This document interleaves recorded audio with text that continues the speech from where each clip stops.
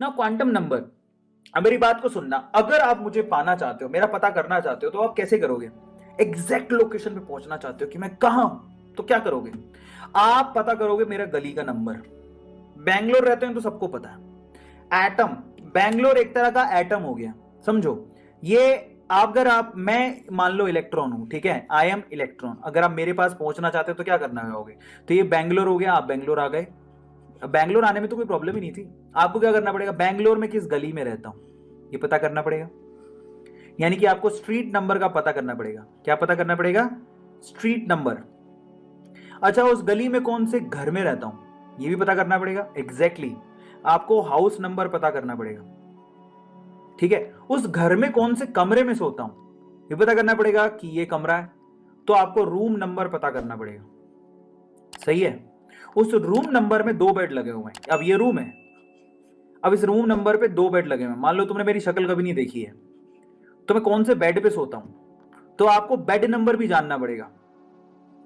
ठीक है, तो आपको 4 चीजें चाहिए मेरे पास एग्जैक्ट मेरे सिर पे बैठने के लिए। 4 चीज, मैं कौन सी गली में रहता हूं, मैं कौन से घर में रहता हूं, मैं कौन से रूम में रहता हूं, और मैं कौन से बेड पे सोता हूं। अगर आपको पता लग गया तो मेरे बेड पे आके तुम बैठ जाओगे, भैया यही है अरविंद अरोड़ा सर।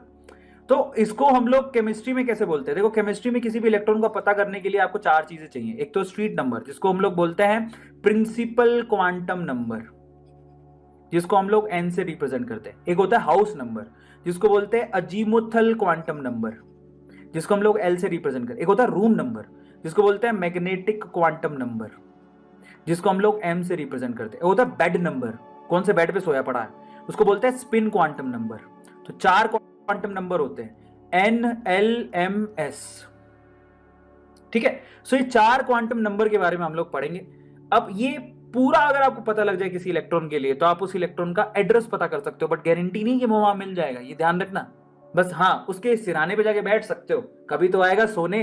तो मतलब ये है कि अगर आपको मेरा कोई street number, house number, room number, bed number बता दे, तो मैं गारंटी नहीं बेड पे सोया मिलूंगा। मैं सुसु करने के लिए टॉयलेट पे भी जा सकता हूँ, मैं नहाने के लिए कहीं और भी जा सकता हूँ।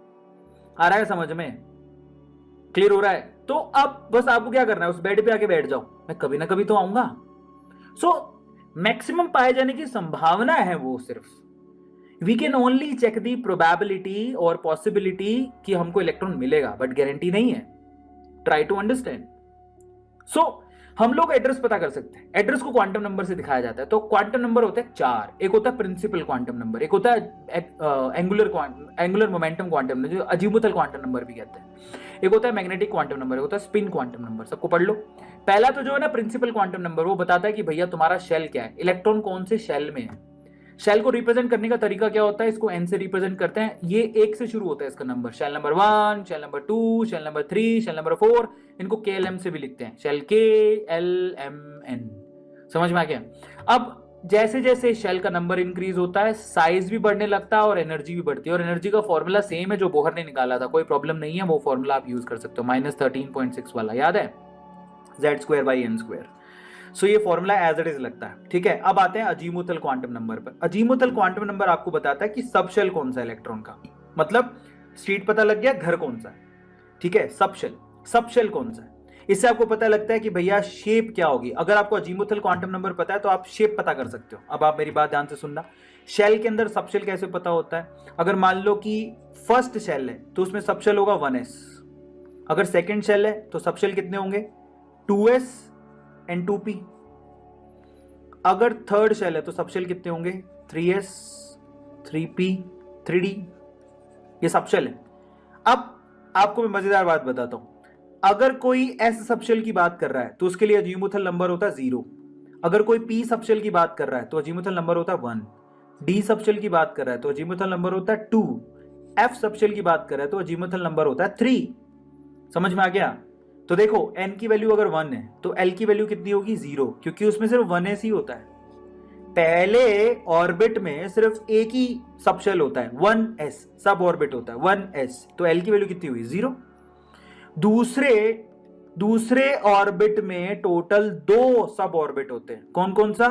2s एंड 2p, तो l का वैल्यू कितना हुआ? 0 एंड 1। 2s इन 2p, तीसरे के अंदर 3 होते हैं, 3s 3p 3d, तो l की वैल्यू कितनी होगी 0 1 2, क्योंकि s के लिए 0 लिखते हैं, p के लिए 1 लिखते हैं, d के लिए 2 लिखते हैं। अगर आपका शेल नंबर 4 है तो उसके अंदर टोटल सब शेल कितने होंगे 4s 4p 4d 4f, यही हो गए। s के लिए 0 लिखते हो, p के लिए 1 लिखते हो, d के लिए 2 लिखते हो, f के लिए 3 लिखते हो। इस तरह से अजीमुथल क्वांटम नंबर यूज होते हैं। अब आ जाओ अजीमुथल क्वांटम नंबर की खास बात क्या है, 0 यानी कि s, 1 यानी कि अगर l की वैल्यू 0 है तो s की बात कर रहे हो, 1 है तो p की बात कर रहे हो, 2 है तो d की बात कर रहे हो, 3 है तो f की बात कर रहे हो, 4 है तो g की बात कर रहे हो। अब p सबशेल जो है ना आपके, देखो s सबशेल आपका स्फेरिकल होता है, गोल एकदम अंडाकार। p सबशेल आपका कैसा होता है, ऐसा डंबल शेप। d सबशेल आपका डबल डंबल शेप। और f सबशेल तो दिखाने लायक ही नहीं है, वो एकदम कंफ्यूजिंग सी स्ट्रक्चर होती है उसकी।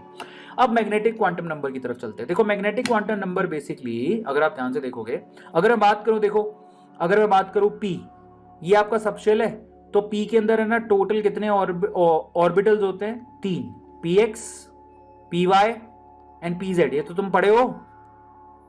p के अंदर टोटल 3 ऑर्बिटल होते हैं, px py एंड pz, ये तो तुम पढ़े हो कि नहीं पढ़े हो, ठीक है। अच्छा p के लिए l का वैल्यू कितना होता है 1, सबको समझ में आया 1, और 1 के हिसाब से आप देखो आपके m की वैल्यू कितनी है 3, यही तो होते हैं आपके magnetic quantum number. Magnetic quantum number आपको किसको दिखाते हैं, नंबर ऑफ ऑर्बिटल्स को। अगर l का वैल्यू 1 है तो m का वैल्यू 3 आना चाहिए, कैसे आएगा, उसके लिए फॉर्मूला क्या बनाओगे, तो m का फॉर्मूला l के रिस्पेक्ट में क्या होगा 2l + 1 नहीं हो गया, हो गया कि नहीं हो गया। तो आपका अगर आपको m की वैल्यू निकालनी है, m मैग्नेटिक क्वांटम नंबर, तो टोटल मैग्नेटिक क्वांटम नंबर कैसे निकालोगे 2l + 1, और उनके नाम कैसे दोगे, m की वैल्यू नाम दी जाती है -l से लेके +l, ये बहुत इंटरेस्टिंग है, नाम देने का तरीका अलग होता है। पहली बात तो कितने हैं, फिर कौन से हैं, कितने हैं तो कितने का फॉर्मूला निकालने का तरीका क्या है 2l + 1, कौन से हैं तो उसका निकालने का तरीका क्या है -l से +l। तो मैं आपको समझाता हूं, मेरी बात को ध्यान से सुनना। मान लो कि आपके पास l की वैल्यू है 2, तो आप किसकी बात कर रहे हो, l की वैल्यू 2 किसके लिए होती है, s के लिए 0 होती है, ये p के लिए 1 होती है, d के लिए 2 होती है। अब आपको भी पता है कि d के अंदर टोटल 5 ऑर्बिटल होते हैं, dxy dyz dzx zdx2 y के dz2। अब आप बताओ कि क्या 5 कैसे निकालोगे, m की वैल्यू कितनी होगी 2l + 1, 2 × 2 + 1 कितना हो गया 5 आ गया।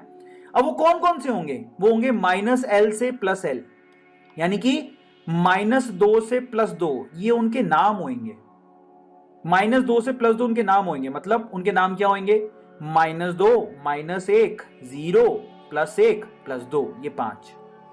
बहुत बढ़िया चीज है जो बहुत आसान भी है, समझ में आया भाई। हर l के लिए m के वैल्यू कितने होंगे 2l + 1, कौन से होंगे -l से +l, ये चीज आपको ध्यान रखनी है। तो जो नंबर ऑफ ऑर्बिटल लिखा गया है यहां पर, तो फॉर्मूला यूज किया गया है 2l + 1, और कौन से होंगे उसके लिए फॉर्मूला यूज किया है -l से लेके +l। Is it clear to all of you. अच्छा अब आ जाओ spin quantum number. Spin quantum number क्या है, अगर कोई इलेक्ट्रॉन क्लॉकवाइज दौड़ रहा है तो स्पिन क्वांटम नंबर होगा +12, और अगर कोई एंटी क्लॉकवाइज दौड़ रहा है तो स्पिन क्वांटम नंबर होगा -12। Is it clear to all of you.